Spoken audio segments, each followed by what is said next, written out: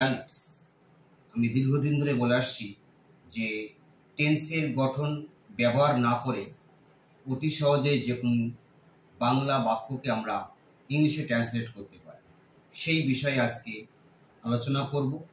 এটা 3টে পার্টে শেখা যাবে, সহজ বিষয়, 3টে পার্ট করে করব। আজকে ফার্স্ট পার্টে গুরুত্বপূর্ণ বিষয় বা টেন্সের গঠন ছাড়া কীভাবে ট্রান্সলেট করতে হয় সে বিষয়গুলো আমরা জানি। প্রথমত বলি যে বাংলাটাকে আমরা ট্রান্সলেট করব সেই বাংলা থেকে ইংলিশে ট্রান্সলেট করতে গেলে 3টে গুরুত্বপূর্ণ বিষয় আমাদেরকে মাথায় রাখতে হবে। একটা হচ্ছে কর্তা বা সাবজেক্ট, ভার্ব এবং জায়গা। তবে প্রতিটা বাংলায় জায়গা থাকে না, জায়গা নিয়ে অতটা চিন্তাভাবনার কোনো প্রয়োজন নেই। তবু জায়গা বসানোর বিষয়টা বলি, যদি গো এবং কাম এই দুটি ভার্ব হয় তারপরে জায়গা লিখতে গেলে পরে আমাদের টু ব্যবহার করতে হবে। আর যদি রিচ এই ভার্বটি ব্যবহৃত হয় এরপরে জায়গা বসাতে গেলে কোনো প্রিপোজিশন বসানোর প্রয়োজন নেই। এছাড়া বাকি সব ক্ষেত্রে জায়গা, ছোট জায়গা হলে অ্যাট এবং বড় জায়গা হলে ইন ব্যবহৃত হবে। তাহলে জায়গা নেই, ওটা ক্রিটিক্যাল বিষয় নয়। ভার্বের বিষয়টা বলি, যদি বর্তমান সময় বোঝায় তাহলে ভার্ব যা আছে তাই, অর্থাৎ ভার্বের প্রেজেন্ট ফর্ম। যদি অতীত সময় বোঝায় তাহলে ভার্বের অতীত রূপ অর্থাৎ পাস্ট ফর্ম। ভবিষ্যৎ সাধারণত আমরা শ্যাল উইল দিয়ে বোঝাই, এক্ষেত্রে ভার্বের কোনো পরিবর্তন হবে না, ভার্বের প্রেজেন্ট ফর্ম হবে। তাহলে ভার্বের বিষয়টা খুব গুরুত্বপূর্ণ বা ক্রিটিক্যাল বিষয় নয়। সবথেকে গুরুত্বপূর্ণ বিষয় হচ্ছে কর্তা। একটা বাংলা থেকে যদি তুমি সঠিকভাবে কর্তা নির্বাচন করতে পারো তাহলে সেই ট্রান্সলেশনটা ভুল যাওয়ার আর কোনো সম্ভাবনা থাকবে না। তাই সবথেকে গুরুত্বপূর্ণ বিষয় হচ্ছে কর্তা, অর্থাৎ বাংলা থেকে ট্রান্সলেট করতে গেলে পারে 3টে বিষয়, কর্তা, ভার্ব এবং জায়গা। এর মধ্যে সব থেকে মোস্ট ইম্পর্টেন্ট হচ্ছে কর্তা নির্বাচন করা, বাংলা থেকে কর্তাটাকে খুঁজে বার করা। এই কর্তাটা 3টে পদ্ধতিতে করা যায়। সেই 3টি পদ্ধতি আজকে একটি নিয়ে আলোচনা করব পার্ট 1। দ্বিতীয় এবং তৃতীয় পদ্ধতি আলোচিত হবে যথাক্রমে পার্ট 2 ও পার্ট 3। তাহলে আজকে আমরা কর্তা নির্বাচনের একটি পদ্ধতি শিখব।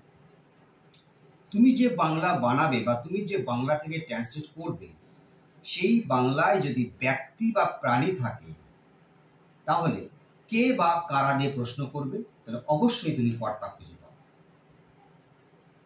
এরপরে তুমি ভার্ব নির্বাচন করবে। ভার্ব যখন তুমি লিখবে তখন ভার্বটাকে 3বার প্রশ্ন করবে। কিভাবে করবে এবার উদাহরণের মাধ্যমে বোঝানোর চেষ্টা করবে। তাহলে ব্যক্তি বা প্রাণী থাকলে কর্তা নির্বাচন করার পদ্ধতি হচ্ছে কে বা কারা দিয়ে প্রশ্ন করবে। উদাহরণ, আমি আমার পরিবারের সঙ্গে গত মাসে দার্জিলিং গিয়েছিলাম। এখান থেকে আমাকে কর্তা ভার্ব জায়গা লিখতে হবে। আর তোমার মনে কনফিউশন হচ্ছে কর্তা ভার্ব জায়গা লেখার পর আরও তো অনেক বাংলা পড়ে থাকবে। হ্যাঁ, থাকতে পারে। সেই বাংলাগুলোকে আমরা ছোট ছোট প্রশ্ন করব এবং একটা করে উত্তর পাব। সেই উত্তরগুলো আমরা পরপর খাতায় লিখব, তাহলে অনায়াসে ট্রান্সলেশন হয়ে যাবে। তাহলে উদাহরণটার ব্যাখ্যা আছে, গত মাসে আমি আমার পরিবারের সঙ্গে দার্জিলিং গিয়েছিলাম। কে গিয়েছিল? আমি। খাতায় লিখলাম আই। যাওয়া ইংরাজি গো। ভার্বটাকে 3বার প্রশ্ন, গিয়েছিলাম, যাই না যাও। উত্তর আসলো গিয়েছিলাম, অর্থাৎ অতীত। একটু আগে বলেছি অতীত সময় বোঝালে ভার্বের পাস্ট ফর্ম, তাহলে গোয়ের পাস্ট ফর্ম ওয়েন্ট। তাহলে খাতায় লিখলাম ওয়েন্ট, আই ওয়েন্ট। এখানে জায়গার হচ্ছে দার্জিলিং, তাহলে গো বা কামের পরে টু বসে জায়গার আগে, তাহলে ওয়েন্টের পরে টু, জায়গা Darjeeling, I went to Darjeeling. এরপরে আরো বাংলা পড়ে রয়েছে, সেই বাংলাটাকে ছোট ছোট প্রশ্ন করলে উত্তর পাবে। কার সঙ্গে? আমার পরিবারের সঙ্গে। সঙ্গে ইংরাজি উইথ, আমার ইংরাজি মাই, পরিবার ইংরাজি ফ্যামিলি। খাতায় লিখলাম। আরো বাংলা পড়ে আছে, কবে? গত মাস। গত ইংরাজি লাস্ট, মাস ইংরাজি মান্থ, কনিষ্ঠ। তাহলে বাক্যটা কি দাঁড়ালো? I went to Darjeeling with my family last month. আরেকটা উদাহরণ দাঁড়ালো, আমি বাজার থেকে অনেক জিনিস কিনেছিলাম। এখানে ব্যক্তি আছে, তাহলে প্রশ্ন কর কে কিনেছিল? আয়, খাতায় লিখলাম আয়। কেনা ইংরাজি বাই, 3বার প্রশ্ন কর। কিনেছিলাম, কিনি না কিনি?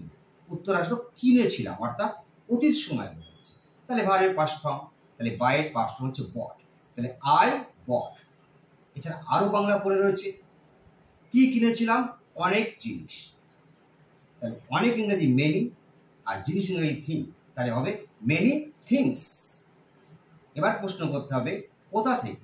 বাজার থেকে। থেকে ইংরেজি ফ্রম, বাজার ইংরেজি মার্কেট, তাহলে ফ্রম মার্কেট। তাহলে বাক্যটা কি লিখলাম? I bought many things from market. এইভাবে ব্যক্তি বা প্রাণী থাকলে সেই বাক্যটাকে কে বা কারা দিয়ে প্রশ্ন করে কর্তা খুঁজবে, ভার্বকে 3বার প্রশ্ন করে যে সময় বোঝাবে সেই অনুযায়ী ভার্বটা বসাবে।